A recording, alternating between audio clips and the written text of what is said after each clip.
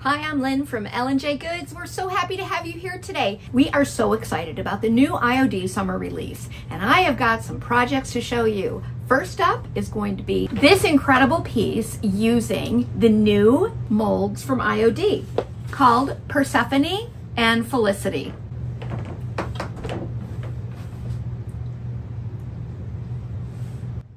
I think she looks a little like me. Okay, I'm back in my stash again looking for the perfect piece to use on this IOD transformation using the Felicity and the Persephone molds, two new molds from IOD. I prepped this frame by removing the back and then JR cut another piece of plywood to fit the oval frame. This will give me a nice sturdy base for all of my mold elements.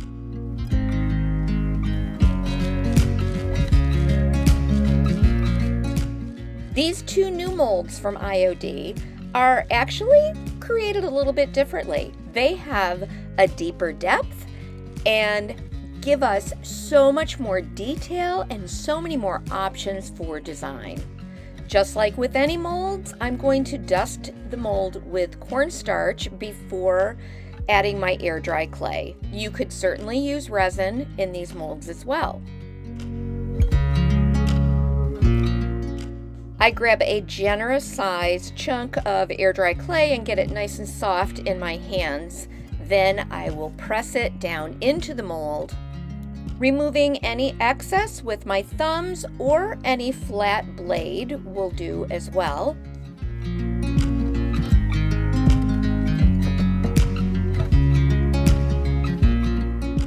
Because you're using a lot of air dry clay and because these molds are so much deeper, I'm going to give you a few tricks to get a nice flat back and reduce the cracking as the air dry clay dries. Here's tip number 1. Take the end of a paintbrush and poke some holes into the thickest parts of the air dry clay, being careful not to go all the way through. This is going to help create a more even distribution of the airflow as your casting dries. Tip number 2, dry your castings in a food dehydrator.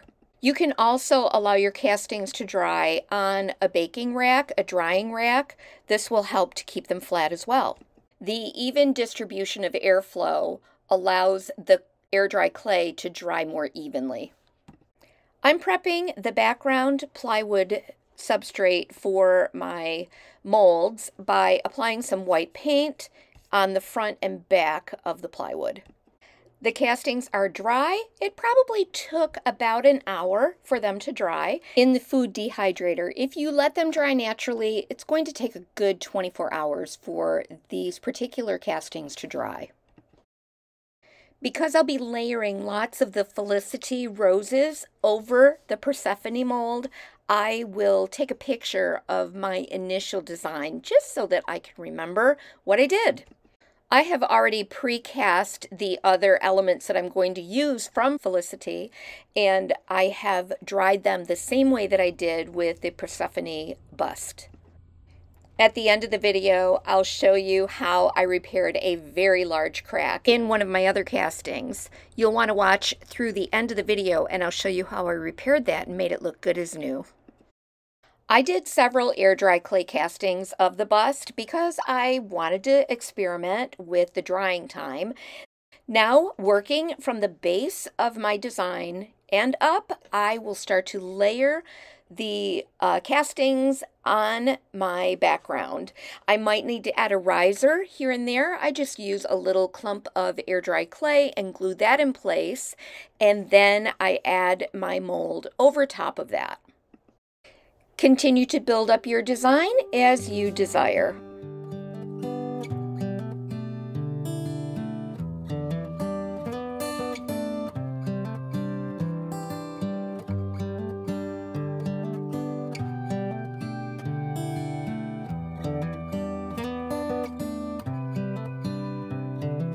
This is as good a day as any. During my whole design process, I created some other smaller mold elements from Felicity so that I had pieces to fill in with more flexible bits. I've linked all of the products that I'm using today in the description box below. Thank you so much for hanging out with us here today at L&J Goods. You'll also want to check the description box below for a link to a playlist for this summer 2024 release for IOD. You'll find lots of other stockists creating some beautiful things. Here I use the Conservatory mold to create a little plaque underneath, and then I will stamp into the wet clay with the Apothecary Labels stamp. This morning has so clear a light as any to see the horizon and the far. Excuses were 2 for a penny, but they've all. Full disclosure, I removed some of the molds this morning. They weren't completely set because I felt like the garland was a little heavy around her head, and I really wanted to show off that pretty face shape. I've got everything on here dried. It is all secure. Now I'm gonna just go over everything with another coat of paint. That'll seal my air dry clay and give me a surface on which I can paint some other colors and washes and glazes. You'll wanna use an old brush that will really get down into all those little nooks and crannies so that you get every surface covered.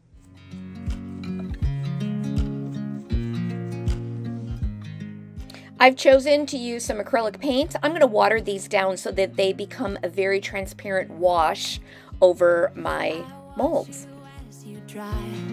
Do you know I'm looking and I can't help but smile? Do you know how much I love you? You put my favorite song on, I put my feet up, and we just sing along, and I can't help but feeling, just loving this moment. Can we stay here forever? I'm loving this moment. Can we stay here together? As I applied the paint, I went back in with a baby wipe to wipe back any excess. By using this soft palette of colors and allowing it to be a wash and have that excess paint removed, it gives me that look of vintage chalkware. Forever, forever. I watch you as you sleep. You don't know I'm looking. With you everything's complete. Do you know how much I love you? I put your favorite song on. Of course, no goddess is complete without a touch of metallic gold. I can't help but feeling, just loving this moment. Can we stay here forever? I'm loving this moment. Can we stay here together? After the paint was dry, I applied a two-step crackle system to parts of my piece. And then I added a water-based glaze over top of that and wiped away any excess to give this piece some age. Forever, forever. I'm loving this moment.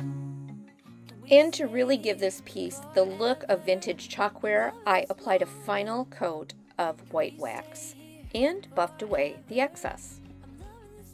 We'll go ahead and pop it back in the frame, and oh my goodness, there you go. A beautiful look of vintage chalkware using IOD's new Persephone mold and the new Felicity mold. Thanks for hanging out with us here at L&J Goods. We so appreciate that you choose to spend your time with us. You can find us at LandJGoods.com or at our brick and mortar shop in Medina, New York. Here's one of the castings that I did and just dried on a flat surface with no air circulation. It cracked almost in half, and so I went ahead and broke it apart. And then I'm going to glue these two parts onto the substrate.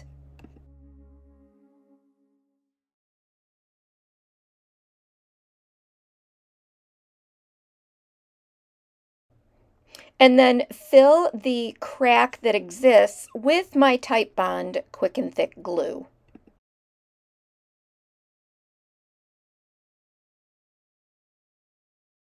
Then clean up any excess glue and let that dry completely.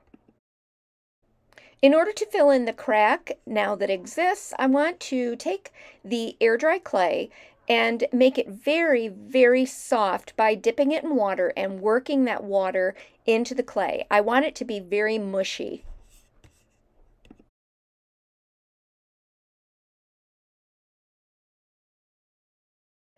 As long as it's really wet, it's going to adhere to the other clay.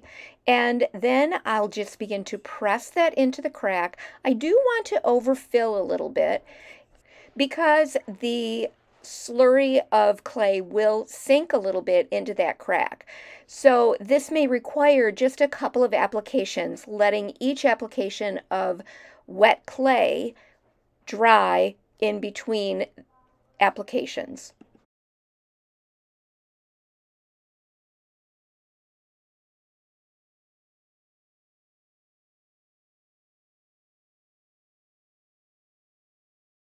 I use the end of a paintbrush or whatever tools you have on hand to redefine the eye area and some of the strands of hair. That disappeared because of the repair work that I've done. I can also layer additional pieces over that area where I repaired to help to disguise it even more. And there she is, as good as new.